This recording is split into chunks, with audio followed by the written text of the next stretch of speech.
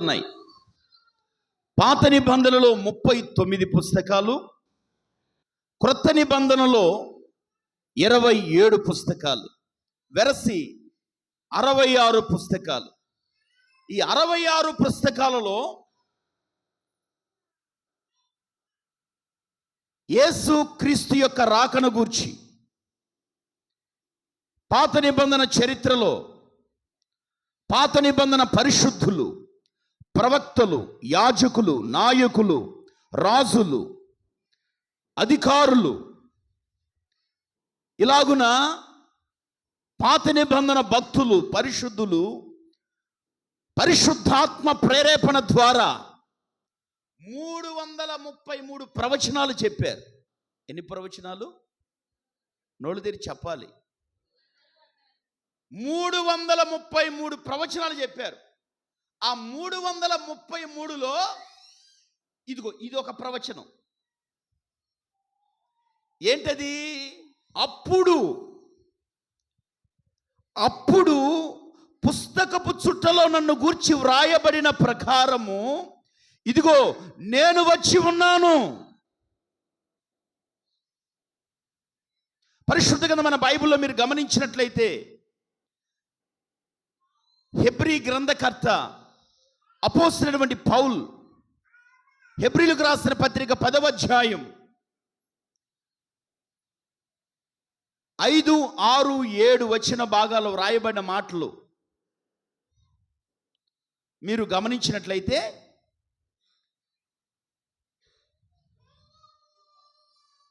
కాబట్టి ఆయన ఈ లోకమందు ప్రవేశించున్నప్పుడు ఇలాగు చెప్పుచున్నాడు, బలియు అర్పణయు నీవు కోరలేదు గాని నాకొక శరీరము అమర్చితివి, పూర్ణ హోమములను పాప పరిహారార్థ బలులను నీకు ఇష్టమైనవి కావు. అప్పుడు నేను గ్రంథపు చుట్టలో నన్ను గూర్చి వ్రాయబడిన ప్రకారము దేవా నీ చిత్తము నెరవేర్చుటకు ఇదిగో నేను వచ్చి ఉన్నానంటిని. చప్పలు కొట్టండి గట్టిగా గట్టిగా గట్టిగా గట్టిగా గట్టిగా గట్టిగా. ఈ లోకమందు ఆయన ప్రవేశించినప్పుడు వాస్తవానికి ఆది అందున్న దేవుడు, వాక్యమై ఉన్న దేవుడు,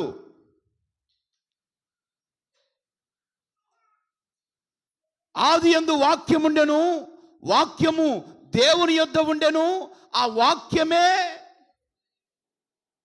చెప్పండి, ఆ వాక్యం దేవుడై ఉండెను. ఆది యందున్న వాక్యం,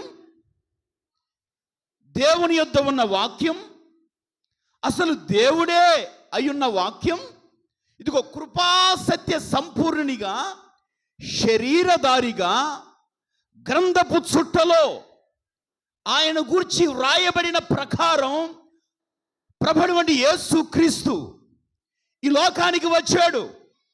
ఆయన సృష్టికర్త అయిన దేవుడు ఈ లోకానికి రక్షణకర్తగా వచ్చాడు. ఇప్పుడు ఆదరణకర్తగా, పరిశుద్ధాత్మునిగా ఇదిగో మన మధ్య అల్లాడుచు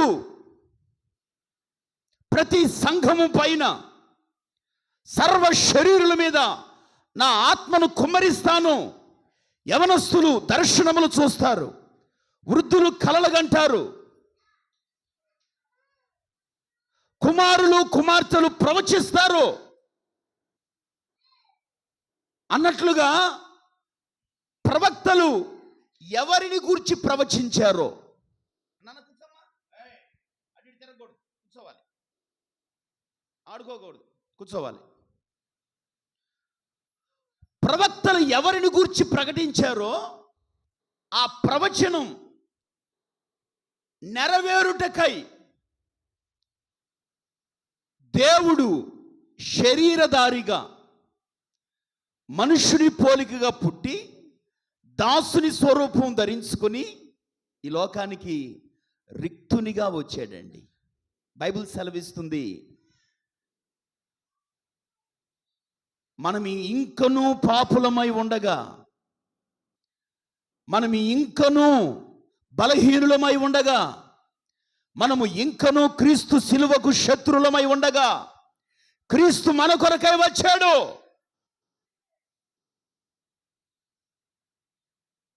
ఇదే క్రిస్మస్.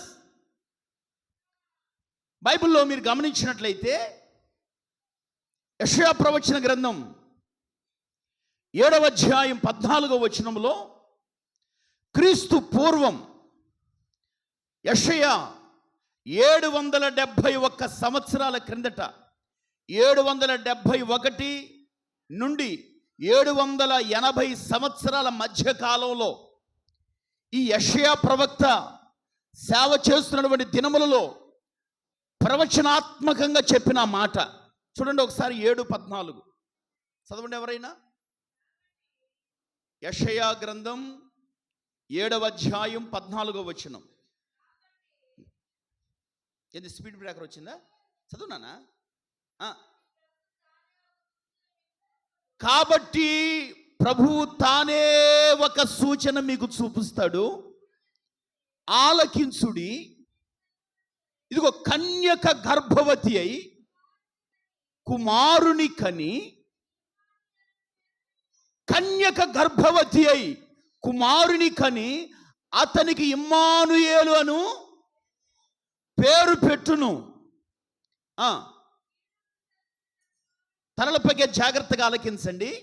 నేను అంటాను, దేవుడు దేవుడిగా రావచ్చుగా, దేవుడు దేవదూతల వలె రావచ్చుగా.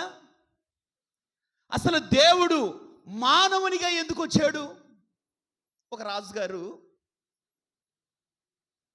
రాజుగారి సమ్ముఖంలో ఉన్నటువంటి మంత్రి రాజుగారికి రక్షణ సువార్త చెప్తున్నాడట. ఏమండి, దేవుడు మానవునిగా ఈ లోకానికి వచ్చాడు. ఇదిగో నా పాపముల నిమిత్తమై ఈ లోకంలో ఆయన మన పాపములు మోసాడు. యేసయ్య నామములో రక్షణ ఉంది. నీ పాపాలని, నా పాపాలను ఒప్పుకుంటే ఆయన క్షమించి రక్షిస్తాడు, నిత్య జీవం అనబడుతున్న పరలోక రాజ్యం ఇస్తాడు అని సువార్త చెప్తున్నాడట. ఎవరెవరికి చెప్తున్నారు సువార్త? చెప్పండి నాన్న. రాజుగారికి మీ దగ్గర నుంచి రిప్లై వస్తేనే ఇటు నుంచి సప్లై వచ్చింది. అంటే రిప్లై సప్లై కరెక్ట్గా ఉంటేనే మీకు అర్థం అవుతుందని అర్థం. లేకుంటే ఆయన ఏం చెప్పాడు అర్థం కాలేదు, ఫస్ట్ పాయింట్ అర్థమైంది అంటారు బెన్నన్లాగా. ఫస్ట్ పాయింట్ నాకు అర్థమైంది అంటారు. అందుకే అడుగుతున్నా, నేను చెప్పాలి. ఎవరెవరికి చెప్తున్నారు సువార్త? రాజుగారికి మంత్రి గారు సువార్త చెప్తున్నాడు. దేవుడు మానవుడిగా రావటం ఏంటండి? దేవుడు దేవుడిగా రావచ్చుగా. దేవుడు వచ్చాడా ఈ లోకానికి? నేను నమ్మను, నేను వినను. ఎవరికని చెప్పుకోపో, నా దగ్గర ఇంకోసారి మాట్లాడబోకో అన్నాడట రాజుగారు మంత్రితో. సరే, మంత్రి ఆశ ఏంటంటే ఏ విధము చేతనైనా యేసుక్రీస్తు నిజమైన దేవుడు, ఆయన ఈ లోకానికి దిగి వచ్చాడు అనే నమ్మకం రాజుగారికి కలిగించాలి. దానికోసం ఏదో ఒక ప్రయత్నం చేయాలని ఆలోచించాడు రాజుగారు. వినాలి.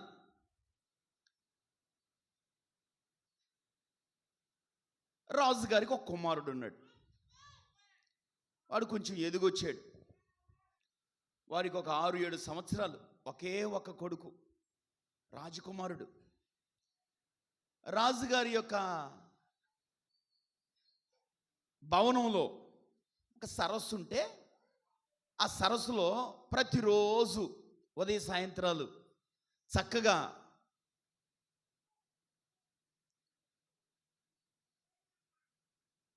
ఈ దరి నుంచి ఆ దరికి, ఆ దరి నుంచి ఈ దరికి చిన్న పడవలో ఆహ్లాదకరంగా ఆనందంగా ఆడుకుంటూ ఉండేవాడు. ఆ సరస్సు చుట్టూ సైనికులు భటులు ఉండేవాళ్ళు. ఆ రోజున రాజుగారు మంత్రి గారిని పంపించాడు, ఆ పడవలో తోడుగా నువ్వు కూడా వెళ్ళు అని చెప్పి. ఈ మంత్రి వాళ్ళ కొడుకుని తీసుకొని,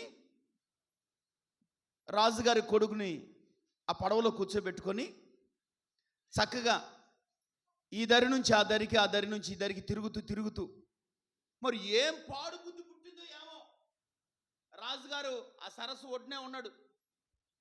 ఉన్నట్టుగా ఉండి ఆ సరస్సులోకి, ఆ నదిలోకి నీళ్లు ఉన్నటువంటి ఆ స్థలంలో పడవలో నుంచి వాళ్ళ కొడుకు నెట్టేశాడండి.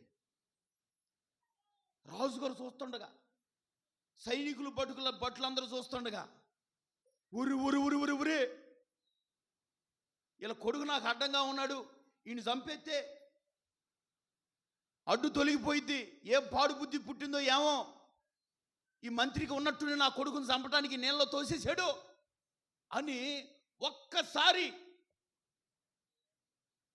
వాళ్ళ నాన్న రాజుగారు, ఆ సరస్సు ఒడ్డునున్న రాజుగారు ఎగ్గిర సరస్సులో దూకాడంటండి. దూకి మునిగిపోయినటువంటి వాళ్ళ కొడుకు అట్లా లేపాడట. లేపి ఒక్కసారి ఇటు చూసేసరికి వాళ్ళ కొడుకు కాదు, వాళ్ళ కొడుకు రూపంలో ఉన్నటువంటి చెక్క బొమ్మ. ఒరే ఒరే ఒరే ఒరే ఒరే ఒరే, నన్ను అవమానపరచడానికి, హేళన చేయటానికి మంత్రి ఈ విధంగా చేశాడు అని మంత్రి గారిని తిట్టబోయే టయానికి, గుర్తుపెట్టుకోండి, తిడదాం అనుకున్న టయానికి, అయ్యా నేను ఒక ప్రశ్న అడుగుతాను, ఇంతమంది భటులు ఉన్నారు కదా,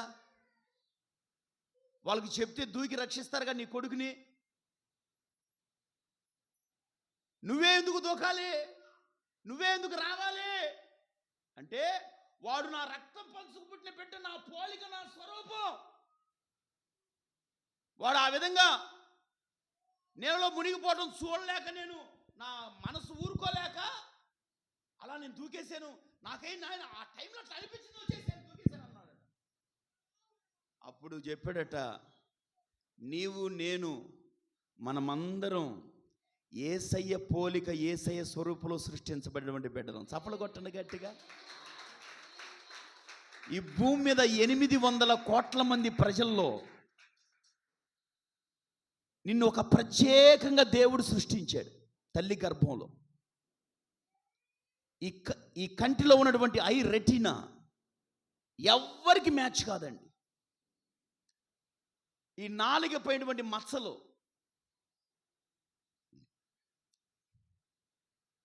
ఈ టంగ్ ఉంది కదండి, ఈ నాలుగు పైన ఎవ్వరికి మ్యాచింగ్ కాదు.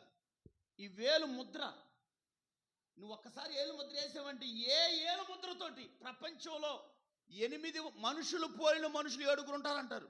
ఒట్టిది. ఒకవేళ ఉంటే దగ్గరగా కలుస్తారేమో కానీ, కమల పిల్లల్లో కూడా, ఒక తల్లికి కమల పిల్లలు పుడతారుగా ఇద్దరు, వాళ్ళల్లో కూడా పొరపాటున ఇదిగో ఈ కంటి రెటీనా, ఈ నాలిక, ఈ ఏలు ముద్ర పొరపాటున మ్యాచ్ కాదండి. ప్రతి మనిషిని, ప్రతి వ్యక్తిని దేవుడు ఒక ప్రణాళికతో, దేవుడు ఒక ఉద్దేశంతో, ఆయన పోలికగా, ఆయన స్వరూపమును సృష్టించబడిన వారం మనం. అయితే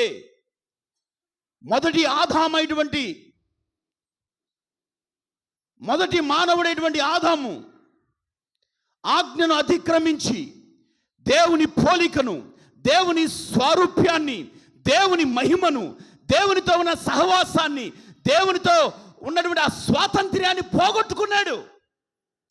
మొదటి ఒకని అవిధేయత వలన ఈ లోకానికి మనుషులు పాపులుగా ఎలా మార్చబడ్డారో, కడపటి ఆదామైనటువంటి ప్రభు అయిన యేసుక్రీస్తు విధేయత వలన, అంటే మానవునిగా ఈ లోకానికి, ఏమండి, సాటి మనిషికే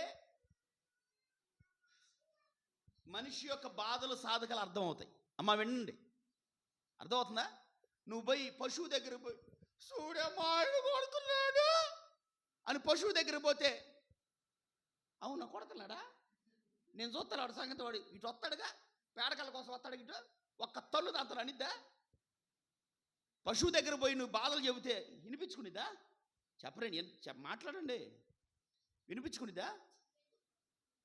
ఏమండి, సాటి మనిషి బాధలు మనిషికి అర్థమవుతాయి.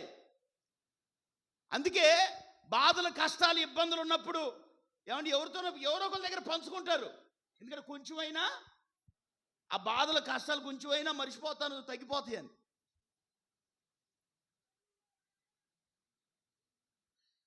క్రీస్తునందు ప్రియమైన దేవుని బిడ్డలారా,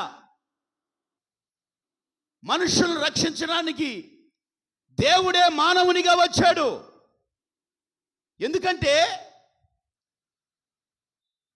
మన బాధ, మన కష్టం, మన నష్టం మనకే తెలుసు. దేవుని తెలియదేమో అనుకుంటారేమో. దేవుడే మానవునిగా వచ్చి మనం అనుభవించిన కష్టాలు, బాధలు, ఇబ్బందులు అన్ని లోకంలో ఆయన అనుభవించాడండి. దేవునికి స్తోత్రం కలుగునుగాక. దేవుడే ఈ లోకానికి మానవునిగా ఎందుకు వచ్చాడు? 2024 సంవత్సరాల క్రిందట ఇదిగో ప్రవక్తలు చెప్పారు ఆయన ఈ లోకానికి వస్తాడని. అసలు ఎందుకు వచ్చాడు? సాక్షాత్తు ప్రభువైన యేసు క్రీస్తే కన్ఫెస్ చేసి, నేను ఇందుకే వచ్చాను ఈ లోకానికని ఆయన చెప్పాడు. దేవదూతలు చెప్పడం కాదు, చెప్పారు, దేవదూతలు చెప్పారు, ప్రవక్తలు చెప్పారు, గొర్రెల కాపురులు చెప్పారు. ఏమండి, ఇలాగున ఆయన ఈ లోకానికి వచ్చాడని ఎంతోమంది చెప్పారు. అయితే యేసు ప్రభువే ఇంచుమించుగా 3.5 సంవత్సరాల పరిచర్యలో ఆయన సశరీరుడిగా సంచరిస్తున్న దినాలలో నేను ఇందుకొరకే ఈ లోకానికి వచ్చాను అని ఆయనే చెప్పిన సందర్భాలు కొన్ని మీకు జ్ఞాపకం చేసి నేను ముగించేస్తాను. ఏమండి, ఫస్ట్ వన్, మొదటిగా మత్తయి సువార్త 9వ అధ్యాయం 13వ వచనం. మత్తయి సువార్త 9వ అధ్యాయం 13వ వచనం.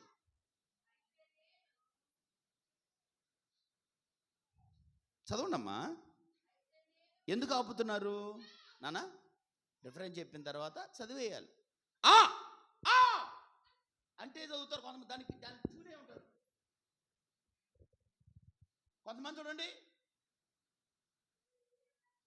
యేసు నామములో మీ అప్పులని తీరిపోవునుగాక. దీన్ని కనెక్ట్ అయి ఉంటారు కొంతమంది. గాకాని ఎప్పుడు వచ్చిద్దా, అది ఎప్పుడు చెవులో గాకాని పడిందంటే ఆమేన్. ఆ మధ్య అంట పాస్టర్ గారు, వినండి చెప్పాలి మీకు. పాస్టర్ గారు అంట, పరలోకానికి ఎవరు వస్తారు? అందరు చేతులు ఎత్తండి.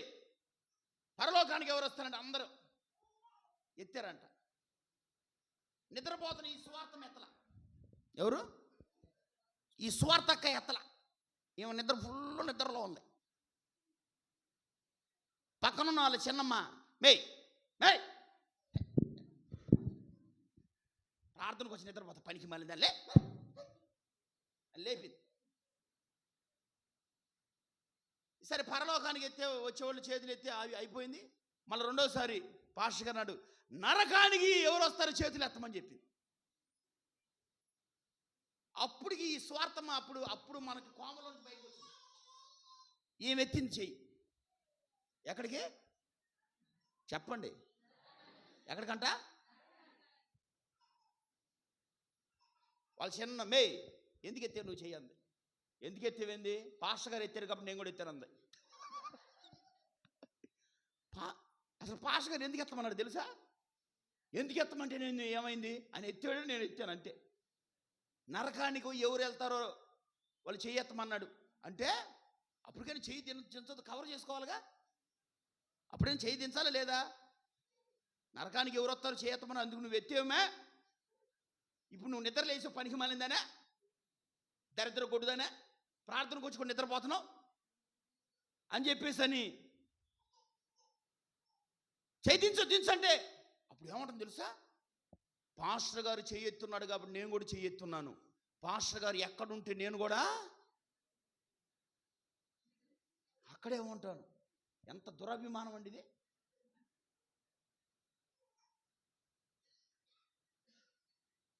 దురభిమాన పాపంలో పడకుండా నీ దాసుని కాపాడు అంటాడు దావీదు. అభిమానం ఉండొచ్చు కానీ చెప్పడంటే పాస్టర్ల మీద ఉండొచ్చు అభిమానం. అంటే మా అభిమాన సింగర్ అండి ఆయన పాడితే ఉండిద్దండి, నేను డాన్స్లు వేస్తాను. మంచిదే, ఉండొచ్చు అభిమానం, కానీ దురభిమానం ఉండకూడదు. ఉందా పాపంలో పడిపోతావు, గుర్తుపెట్టుకో. నువ్వు ఎవరివైనా కావచ్చు. అర్థమవుతుందా? ఇప్పుడు చదువుదాం. మత్తయి సువార్త 9:11. యేసు ప్రభు చెప్తున్నటువంటి మాట, అయితే నేను పాపులను పిలవవచ్చి తిని గాని నీతిమంతులను పిలవరాలేదు, కనికరమనే కోరుచున్నాను గాని బలిని కోరను అను వాక్య భావం ఏమిటో మీరు వెళ్ళి నేర్చుకొనినని చెప్పాను. తలలపైకి జాగ్రత్తగా ఆలకించండి. ఆయన ఈ లోకానికి ఎందుకు వచ్చాడంటే పాపులను పిలవవచ్చి ఉన్నాడట.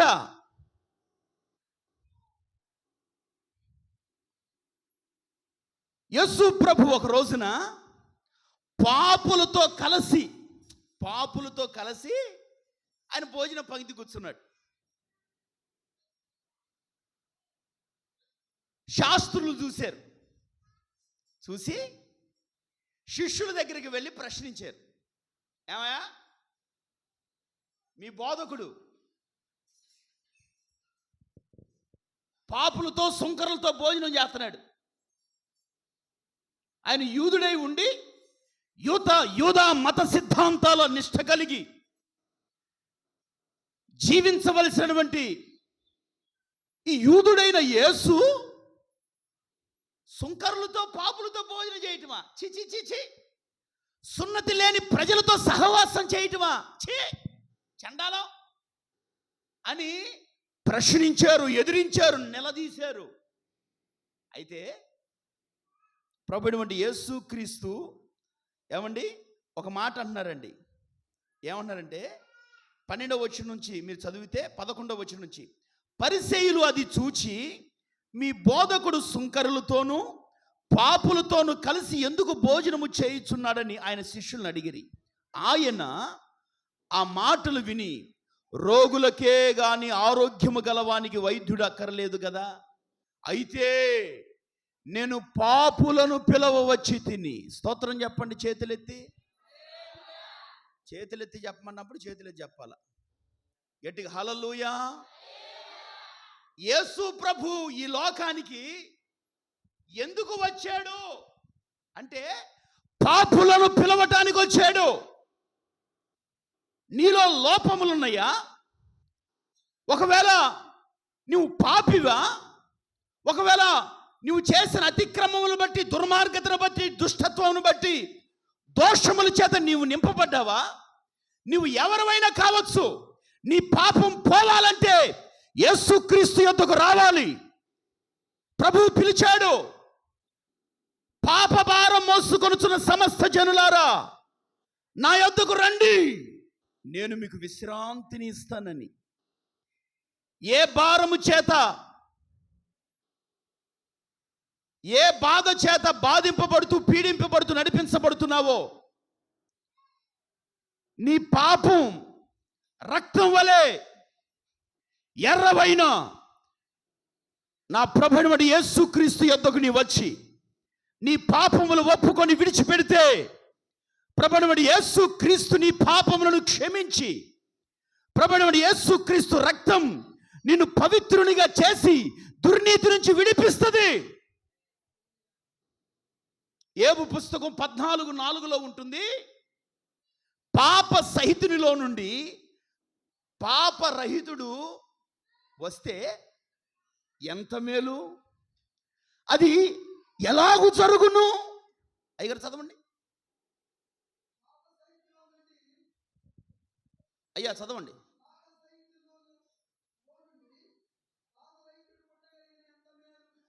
పాప సహితునిలో నుండి పాపరహితుడు పుట్టిన ఎడల అది ఎంత మేలు. అలాగున ఎవడు పుట్టనేరడు. ఎవరైనా పుట్టాడా? వాస్తవానికి ఈ ఏబు అబ్రహాము కాలము కంటే ముందున్నవాడు. అబ్రహాము కాలంలో ఉన్నవాడని కొంతమంది చరిత్రకారులు చెప్తారు. జాగ్రత్తగా వినాలి, మనసు పెట్టి. ఉన్న కొద్ది మంది అయినా శ్రద్ధగా వినాలి. పాప సహితునిలో నుండి పాపరహితుడు వస్తే ఎంత మేలు, అది ఎన్నటికి. చెప్పండి, చదవండి. ఎవరైనా పుట్టారా? 2024 సంవత్సరాల క్రిందట కన్యక గర్భమున పరిశుద్ధాత్మ ద్వారా గర్భం ధరించబడి ఏ పురుషుడి ప్రమేయం లేకుండా పరిశుద్ధాత్మ ద్వారా గర్భం ధరించబడి పరిశుద్ధుడైన దేవుని కుమారుడు పుట్టాడు. చప్పలు కొట్టండి గట్టిగా, గట్టిగా గట్టిగా కొట్టు, గట్టి కొట్టు. పరిశుద్ధుడైనటువంటి దేవుని కుమారుడు పుట్టాడు. ఎలా? పరిశుద్ధాత్మ నీ మీదికి వస్తే, సర్వోన్నతుని శక్తి నిన్ను కమ్ముకుంటే ప్రకృతికి అతీతమైన కార్యాలు నీ జీవితంలో దేవుడు చేస్తాడు. నీ బ్రతుకులో ప్రభు చేస్తాడు. ఒక అందని ఉన్నతమైన కార్యాలు చేస్తాడు. ఎప్పుడు? పరిశుద్ధాత్మ చేత నీవు నింపబడితే. గలతీ 3:6 ప్రకారం ఆత్మను అనుగ్రహించే అద్భుతాలు చేస్తాడట. ఏం చేస్తాడు చెప్పండి. పురుషుడు ప్రమేయం లేకుండా సృష్టి ప్రారంభం నుండి ఇప్పటి వరకు ఏ స్త్రీ అయిన గర్భం ధరించిందా అంటే ధరించలా. అర్థమవుతుందా? కానీ 2024 సంవత్సరాల కిందట యోదయ బెత్లెహేములో యోసేపుకు ప్రధానము చేయబడినటువంటి మరియా,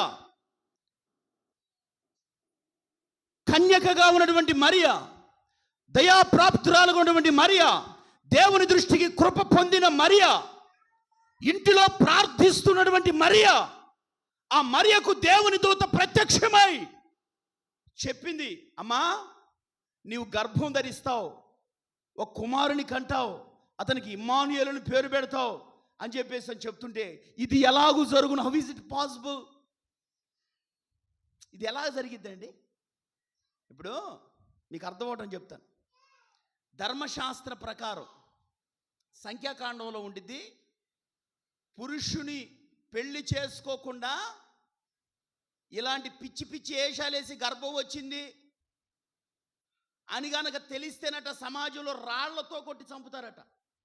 దేంతో? చెప్పండి చెప్పండి, దేంతో? సంఖ్యాకాండంలో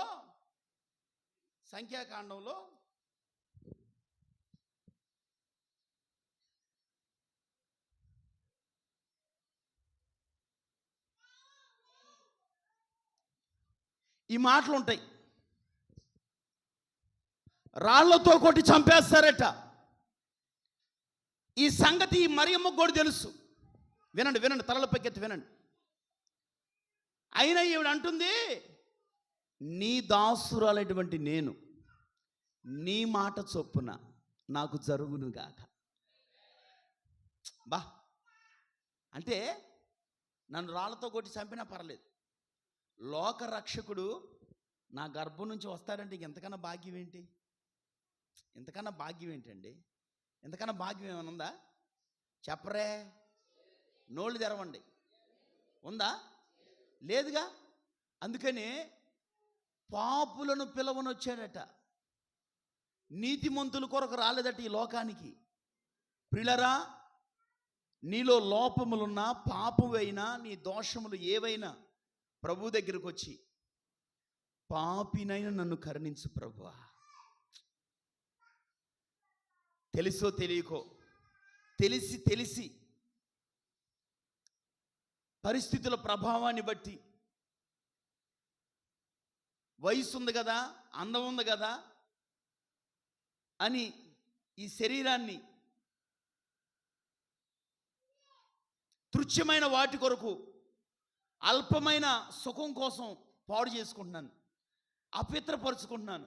గుర్తుపెట్టుకోండి, ఒకవేళ ఈ మాటలు విని ఈ మాటలు తోలనాడితే పాపమునకు శిక్ష, నీ దోషములకు తగిన శిక్ష నీ మీదకు వస్తుంది. గుర్తుపెట్టుకో. నీ పాపాలు నీ ఒప్పుకుంటే పాపములను క్షమించేది ఒక్కరే. పాపములను క్షమించుటకు, నిన్ను నీతిమంతునిగా తీర్చుటకు, పరిశుద్ధునిగా మార్చుటకు ప్రభుని వంటి యేసుక్రీస్తు ఈ లోకానికి వచ్చాడు. అందుకే వచ్చాడండి ఈ లోకానికి. క్రీస్తునందు ప్రియమైన దేవుని బిడ్డలారా, వ్యభిచారము చేత పట్టబడిన స్త్రీ ప్రభు దగ్గరికి తరుముకొని తీసుకొని వస్తే ప్రభు ఏమన్నాడు తెలుసా?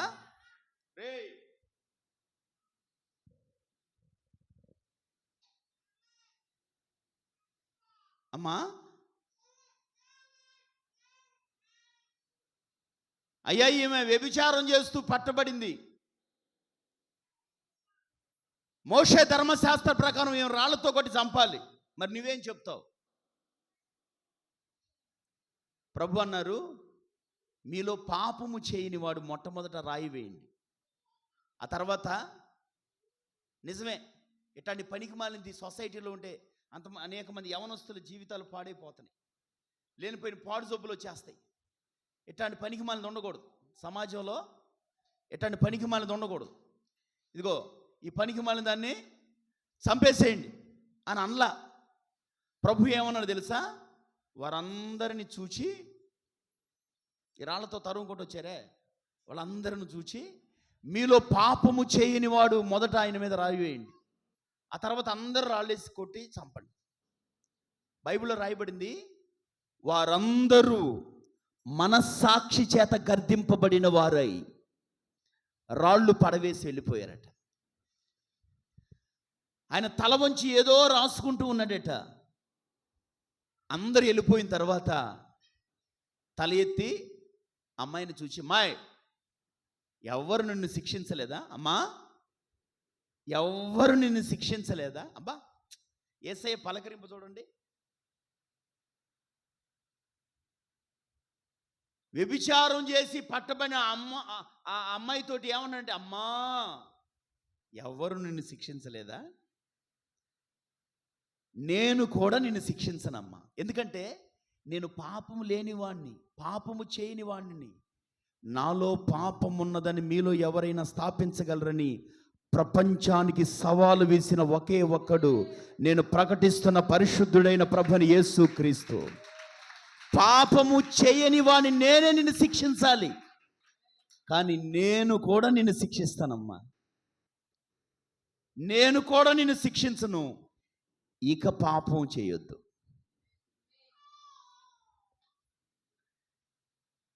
పాపులను పిలవ వచ్చాడు ఆయన. అయితే నువ్వు పాపిగా వచ్చి పాపిగా వెళ్ళకూడదు. జాగ్రత్తగా వినాలి మనసు పెట్టి.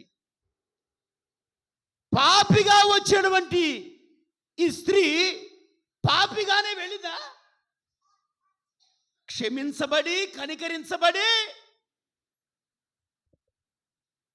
నీతిమంతురాలుగా తీర్చబడి ప్రభు దగ్గర నుంచి వెళ్ళింది. చప్పలు కొట్టు గట్టిగా, కొట్టు గట్టిగా. నువ్వు ఎవరైనా కావచ్చు, నీకు బట్ట పొట్ట రెండు ఉన్నా, నీ పాపం ఎంతైనా, ఏమండి, మనుషులెవరు నిన్ను సహించలేనంత పాపిగా నిన్ను మార్చిన నీ పాపంని ఒప్పుకొనగలిగితే ప్రభుని యేసుక్రీస్తు నమ్మదగిన వాడు, నీతిమంతుడు కనుక నీ పాపములను క్షమించి నిన్ను పవిత్రునిగా మార్చి యేసు రక్తము నిన్ను నీతిమంతునిగా తీరుస్తుంది. గంధపు చుట్టలో నన్ను గూర్చి వ్రాయబడిన ప్రకారం నేను ఈ లోకానికి వచ్చాను. ఎందుకు వచ్చావయ్యా? పాపులను పిలవ వచ్చాను. పాపులు నా యొద్దకు వస్తే వాళ్ళు పవిత్రులుగా మార్చబడతారు, వాళ్ళు క్షమించబడతారు, కనికరించబడతారు, నీతిమంతులుగా మార్చబడతారు.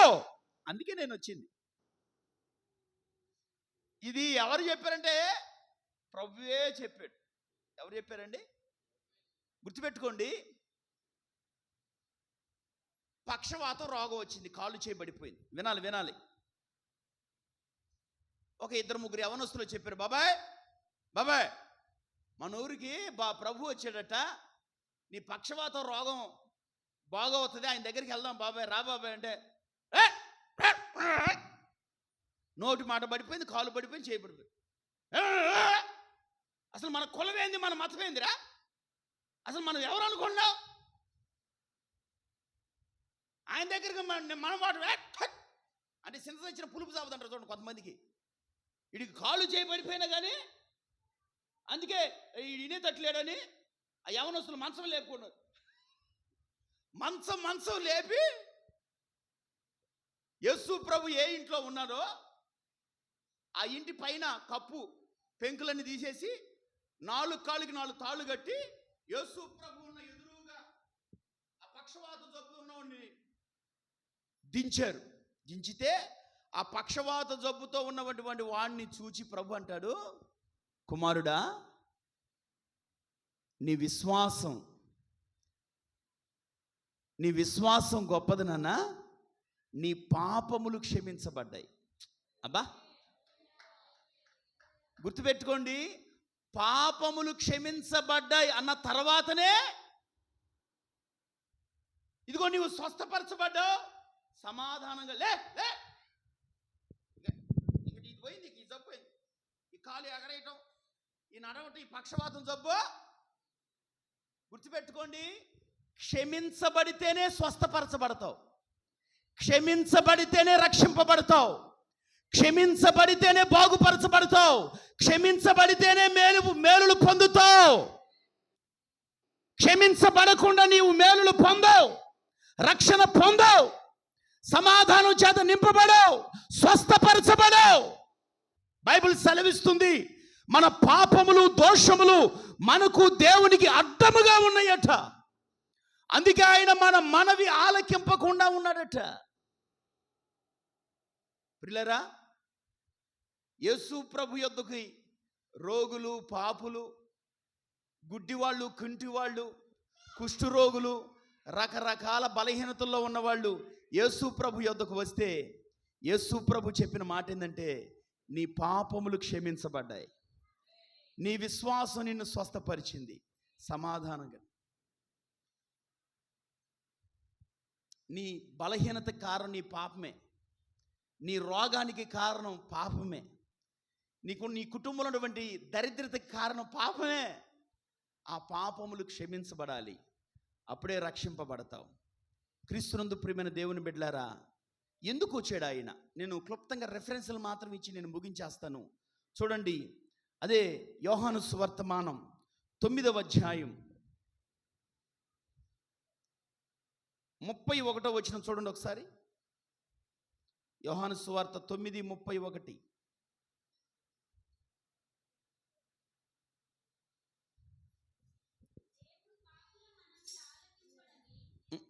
Mm.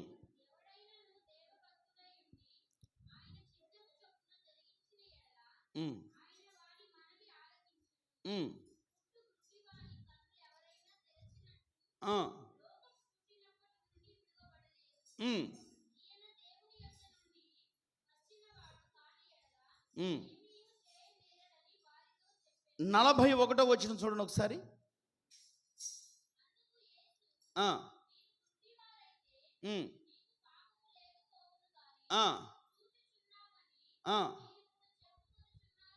ఆ, క్రీస్తునందు ప్రియమైన దేవుని బిడ్డలారా, మరొక రిఫరెన్స్ చూడండి. లూకాసు వార్త 18:9. లూకాసు వార్త 18:9.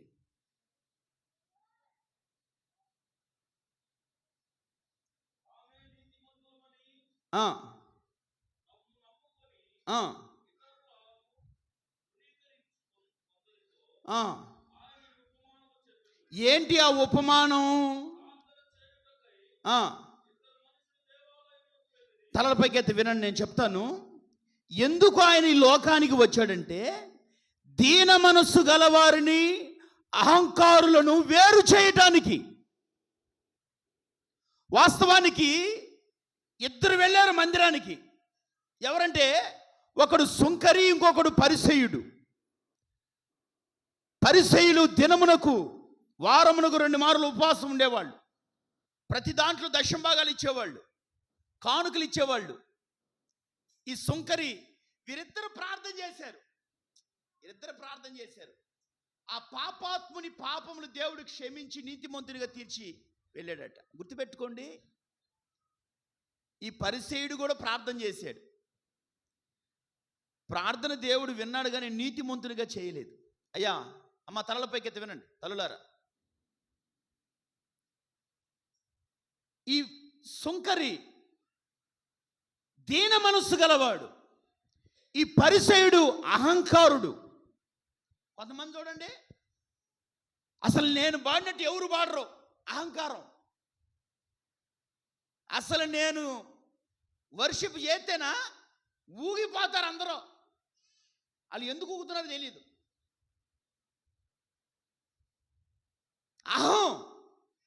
ఎవడి అహంకారం వాడిని అనిస్తుంది. అహంకారులను ఎదిరించి దీన మనసు గలవారికి ఆయన కృపనిచ్చే దేవుడు. వీరిద్దరి ప్రార్థన దేవుడు విన్నాడు. వీళ్ళిద్దరిని వేరు చేశాడు, సపరేట్ చేశాడు దేవుడు. వాస్తవానికి పరిసయ్యుడు నీతిమంతుడే. ఇతని ప్రార్థన ఏంటంటే, అయ్యా ఈయన అంటాడు, వారానికి 2 మార్లు ఉపవాసం ఉంటాను, నేను నా సంపాదన అంతట్లో 10వ వంతు ఇస్తాను, నేను సోరులను, అన్యాయస్తులు, వ్యభిచారులు, ఇతర మనుషుల వలె ఉండను, ఈ సుంకరి వలె నేను ఉండను. అందుకు నేను నీకు కృతజ్ఞత స్తోత్రం స్తోత్రం స్తోత్రం అన్నాడు. ఎవరు? ఎందుకు స్తోత్రం చెబుతున్నాడు? వాడితో పోల్చుకున్నాడు. కొంతమంది చూడండి, వాడికంటే కొంచెం తక్కువగా విశ్వాసులు, ఆత్మీయతలో ఉండవాళ్ళతో పోల్చుకుంటారు. మేము వాళ్ళంటి వాళ్ళం కాదండి. పాస్టర్ గారు అద్దె పనికి మాలిందండి, అద్దె పనికి మాలి. ప్రార్థన పెట్టారంట. ఏసన్న గారు వెళ్ళాడంట ప్రార్థనకి. వినాలి, మీ ఏసన్న గారు కాదు, ఏసన్న గారు వెళ్ళాడట. వినండి. ఆ ప్రార్థన పెట్టించుకున్న వాళ్ళు ఇంట్లో లేరంట. చూడండి విడ్డూరం. ఏసన్న గారు వచ్చారా? వచ్చానమ్మా, ప్రార్థన అని చెప్పారు కదా, వచ్చాను. అదిగోండి మైకా కూడా తెప్పించారు, ఆ డ్రమ్ము వాయిద్యాలు వాయించేవాళ్ళు కూడా పిలిపించారు. దేనికి? ప్రార్థనకి. పట్ల వేసాం, టేబుల్ పెట్టాం. మరి ఇంతగా కూటం పెట్టుకున్న వాళ్ళు లేరమ్మా అంటే సినిమాకు పోయారయ్యా. ఎక్కడికి? సినిమాకు పోయారు. వాళ్ళు ఒట్టి సినిమా పిచ్చోళ్ళండి. కొత్త సినిమా వచ్చిందంటే చాలా ముందు వాళ్ళే ఉంటారు. వాళ్ళ అభిమాని హీరో అంట. మరి మీరు చూడరమ్మా, వాళ్ళలాగా చూడడంలే మేము. ఇప్పుడు మేము రోజు సినిమాలు, సీరియల్ చూడం. ఎప్పుడైనా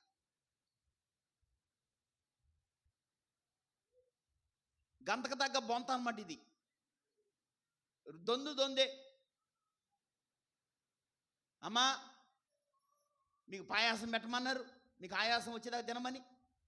మీకు అది చేయమన్నారు, ఇది చేయమన్నారు, అంత బాగానే ఉందమ్మా, ఎందుకు వాళ్ళు లేరే సినిమాకు పోయారండి అంటే గుర్తుపెట్టుకోండి. మనోళ్ళు చాలామంది పోల్చుకుంటూ ఉంటారు.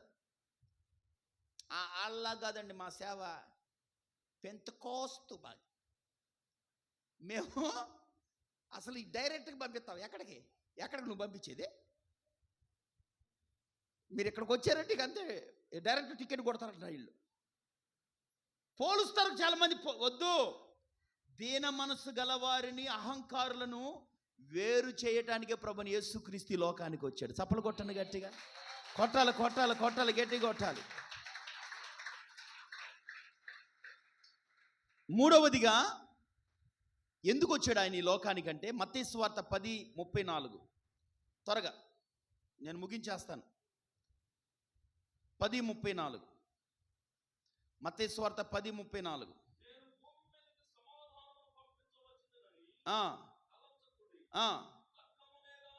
ఖడ్గమునే గాని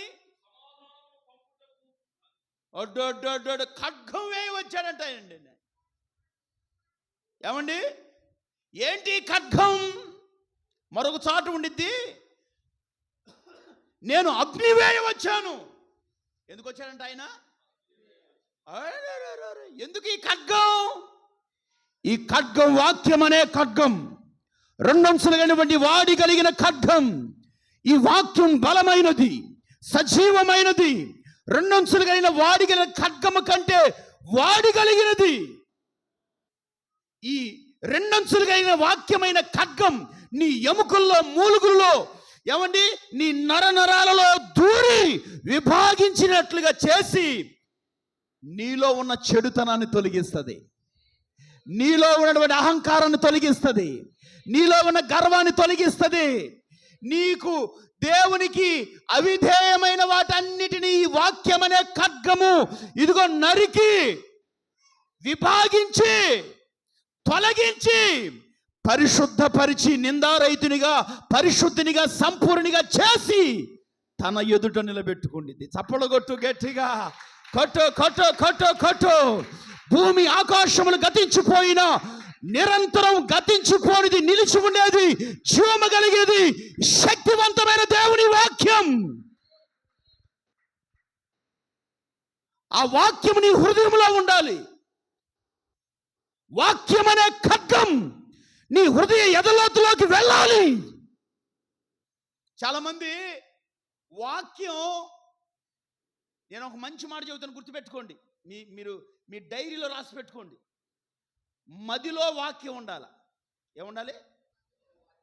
గదిలో ప్రార్థన ఉండాలి, వీధిలో సాక్ష్యం ఉండాలి. వింటున్నారా అయ్యలారా? గదిలో ఏముండాలి? మదిలో, వీధిలో. అప్పుడే అనేకులు నీ యొద్దకు, నీ ద్వారా ఒక యూదుని చెంగు పట్టుకొని 10 మంది అన్యజనులు వస్తారట దేవుని మందిరానికి. అలాగున ఈ కృపాశాలం ప్రార్థనా మందిరానికి వేల వేసి ప్రజలను ప్రభు సమకూర్చబోతూ ఉన్నాడు. ఒక గుంపు జనాంగం ఆయన రాకడకు సిద్ధపరచబడబోతూ ఉంది. నీవు అలాంటి సాక్షార్థకరమైన జీవితాన్ని నీవు జీవించాలి. ఏదో వస్తున్నాం, మీకు స్తోత్రం, మాకు ఆత్రం, ఆమేన్ హల్లెలూయా అంటే కుదరదు. చాలామంది మదిలో వాక్యం ఉండదు. ఆ మధ్య నేను ఒక ఇంటికి పోతే ఇంటి నిండా వాగ్దానాలే. మంచిలు దాగే కొండకు కూడా వేసారు వాగ్దానం. ఏంటది? దప్పిక కొనిన వారులారా నీళ్ళ యొద్దకు రండి. ఆ మధ్య ఒక దొంగోడంట దొంగతనం చేయడానికి తిరుగుతుంటే ఒక ఇల్లు కనపడింది. తాళాలు వేసి ఉండే, బాగా చీకటి, మధ్యరాత్రి. సరే సెల్ ఫోన్ లైట్ వేసి, వాడు కొంచెం చదువుకున్న దొంగోడు. ఎవరండి? మరీ అంత మొరటోడు కాదు, మనోడు చదివాడు కొంచెం. ఆ సెల్ ఫోన్ లైట్ వేసి చూశాడు. చూస్తే వాక్యం ఏంటి? యెహోవా వలన ఆశీర్వదింపబడిన వాడా, నువ్వు బయట నిలవనేలా, లోపలికి రా. అవునా? లోపలికి వెళ్ళాలా నేను? ఈ చదువుకున్న దొంగోడు వీడు. ఎవరు?